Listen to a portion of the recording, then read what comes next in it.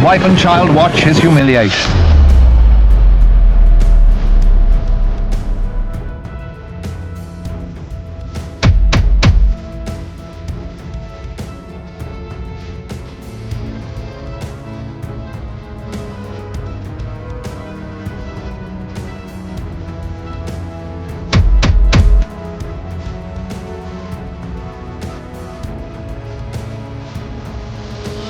This video you just watched is a video about when Patrice Lumumba, the first democratically elected prime minister of the Congo, was executed. He was ousted and he was destroyed by outsiders with the help of inside men. Patrice Lumumba did not die young because he was naive or he didn't know a lot of things.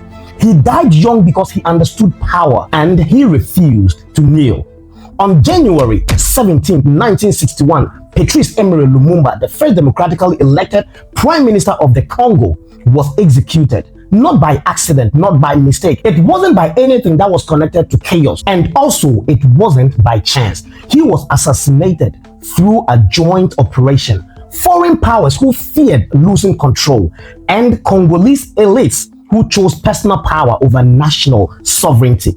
And what happened next explains everything about Congo today. That Congo of today has become a sport and a ground of foreign exploitation. The cobalt is being taken, the coltans are being taken, without thinking about how the lives of the people who have the cobalt and the coltan will be improved, or how they are also going to benefit from what belongs to them. Now stay close and listen to me. This is the story they sanitized. This is the truth they sieved. The truth they fragmented. On this channel, I'm going to let you understand and you're going to know the history that you were not taught in school as a Congolese and as an African. This is Inside Focus. Now you're watching me. If this is the first time you're coming across my channel, just relax a little bit. Look at that subscribe button, hit it, go to the video, like the video, share the video, and go to the comment section. Let me know what you think about this very conversation. Please listen to this. This video is not with an intention to attack a personality or a group of people. It is for the purpose of education and criticizing an idea and an opinion, as this video is an analytical part of historical and geopolitical discussion. We seek to understand global power relations, not to create division. Now, as an African watching me, as a Congolese young man or young woman watching me, Patrice Lumumba, your father and one of the fathers of Africa, was not a communist agent as the Western propaganda insisted. He was a nationalist, a Pan-Africanist, a man who believed Congo's resources should benefit Congolese people first. At independence in 1960, Congo possessed 70% of the world's cobalt reserve, rich deposit of copper, uranium, gold, diamonds, and coltans. Now, note this, the uranium from Congo at the time had already powered Hiroshima and Nagasaki. This made Congo strategic, not just wealthy, not just rich. It placed Congo at the point of strategy. So on that day, Patrice Lumumba openly said, Congo will no longer be a warehouse of Western prosperity. And behold, this sentence alone sealed the fate of Patrice Lumumba. Now, even after the independence of the Congo, Belgium never intended Congo to be truly independent. The Belgian officers still controlled the army. Belgian companies still controlled mining. Belgian interests still controlled administration. So let us ask ourselves this very question. What was the crime of Patrice Lumumba that led to him being ousted, destroyed, and murdered? He demanded control of natural resources. He fired Belgian officers. He refused IMF and World Bank dependencies. He publicly humiliated Belgium during independence ceremony. In June 1960, the Republic of Congo, modern-day Democratic Republic of the Congo, celebrated its independence from Belgium with King Baudouin of Belgium in attendance. During his address, King Baudouin expressed admiration for King Leopold II, despite the fact that Leopold's rule resulted in the deaths of over 10 million Congolese people. He suggested that the Congolese should not make any changes to what Leopold II had done for the country unless they were certain they could do better. L'indépendance du Congo constitue l'aboutissement de l'œuvre conçue par le génie du roi Léopold II, entreprise par lui avec un courage tenace et continuée avec persévérance par la Belgique. Elle marque une heure décisive dans les destinées, non seulement du Congo lui-même, mais je n'hésite pas à l'affirmer, de l'Afrique tout entière. King Baudouin's remarks were deeply patronizing and insensitive, considering the brutal suffering endured by the Congolese people under King Leopold II's regime. However, when Prime Minister Patrice Lumumba took the stage, he made sure to challenge the king's perspective and prevent him from having the final say. Combattants de l'indépendance, aujourd'hui victorieux, je vous salue au nom du gouvernement congolais. À vous tous, mes amis, qui avez lutté sans relâche à nos côtés, je vous demande de faire de ce 30 juillet 1960 une date illustre que vous garderez ineffaçablement gravée dans vos cœurs, une date dont vous enseignerez avec fierté la signification à vos enfants, pour que ceux-ci, à leur tour, fassent connaître à leurs fils et à leurs petits-fils l'histoire glorieuse de notre lutte pour la liberté. Nous avons connu les ironies, les insultes, les coups que nous devions subir matin, midi et soir, parce que nous étions des nègres. Qui oubliera qu'à un noir, on disait tu, non certes comme à un ami, mais parce que les voix honorables étaient réservées aux seuls blancs. Nous avons souffert dans notre corps, dans notre esprit de l'oppression colonialiste. Nous vous le disons, tout cela est désormais fini. King Baudouin was displeased with Lumumba's speech, and it marked a turning point that sealed Lumumba's fate. A few months after his ouster, Lumumba was assassinated with the assistance of the United States Central Intelligence Agency, CIA.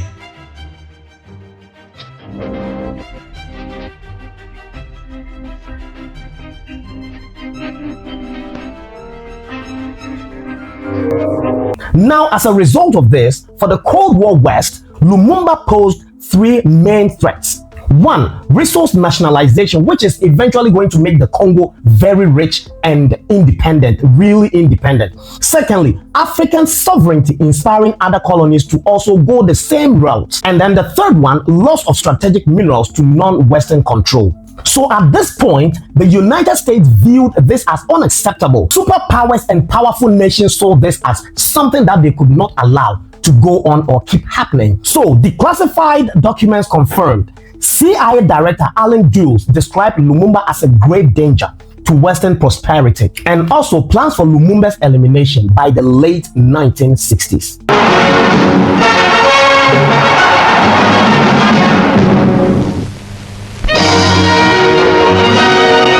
They caught him on his way to Stanleyville and flew him back.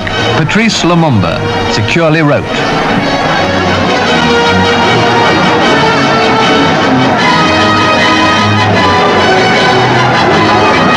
And with him were men who served in his cabinet when he was Prime Minister. They were bundled into a heavily guarded lorry and driven off towards a place called Binza. Lumumba had been under house arrest, protected by UN troops in Leopoldville, when he escaped.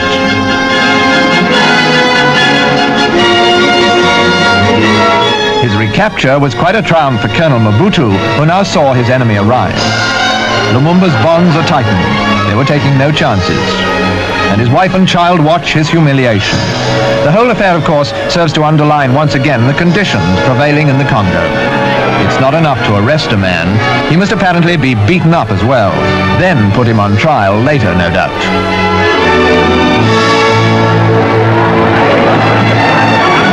Now, here is where the myth collapsed. Lumumba was not killed by foreigners alone. Congolese collaborators played a critical role, and here is it.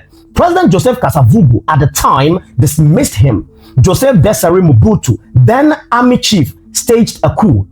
As for Mobutu's troops, they yelled and danced with joy. They had won a great victory. They had got Lumumba after trying to lay their hands on him for months.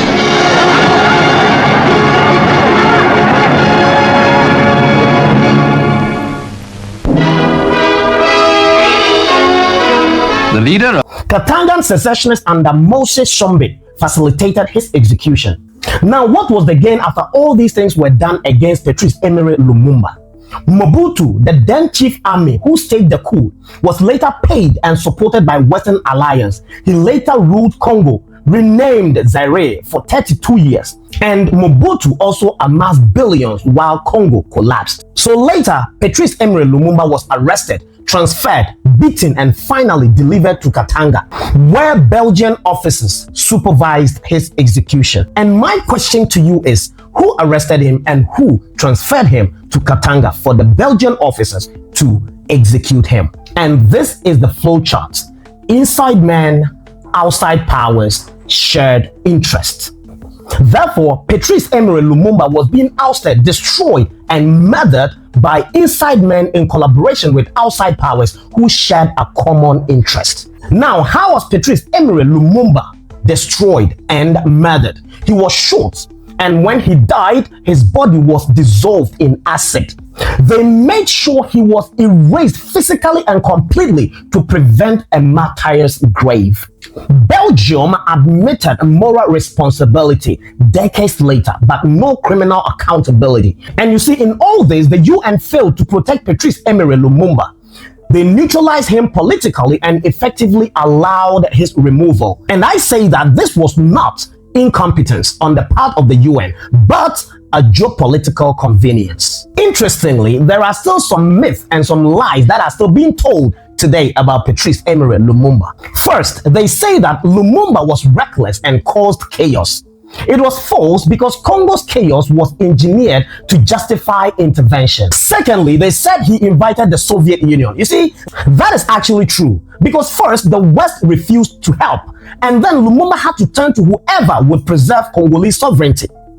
And the Soviet Union was available at the time. And the third lie, Africa wasn't ready for leadership like Lumumba. And that is a big fat lie because this is colonial logic recycled as scholarship. The problem was not Lumumba. The problem actually is that he refused subservience. So in Congo today, whatever Patrice Lumumba feared, whatever he warned Congo against, are happening now under their very eyes. Fast forward, after Patrice Lumumba was ousted, destroyed, and murdered, Congo supplies over 70% of global cobalt, critical minerals for smartphones, electrical vehicles, and military tech. Yet, millions of people live in poverty in Congo. Child labor remains widespread in the land of Congo. Armed groups thrive around mining zones. Profits flow outward and not inward. Congo is emphatically rich, but the Congolese people are living in touted penury. This is structural continuity, not failure. Patrice Lumumba stood against resource extraction without sovereignty. He stood against foreign-backed elites and also military strongmen serving outside interests. And this is how he signed his death warrant, leading to his assassination, murder. Today, Patrice Lumumba represents a question that still haunts empires. What if Africa controlled Africa? That vision still remains dangerous, not because it fails, but because it has the power to succeed. That is why his legacy today is being diluted. His name is being sanitized, and his assassination is blamed on complexity. Complexity is the excuse of the guilty. Now, here is where the joy is. Let me tell you, Africa, and let me tell you, the people of Congo, Patrice Lumumba was not defeated. He was removed. And Congo didn't lose because of bad luck, but it was engineered to lose. Remember, this was Inside Focus. Like, share, and subscribe because the silence is the final weapon of exploitation. And I say again, this was Inside Focus.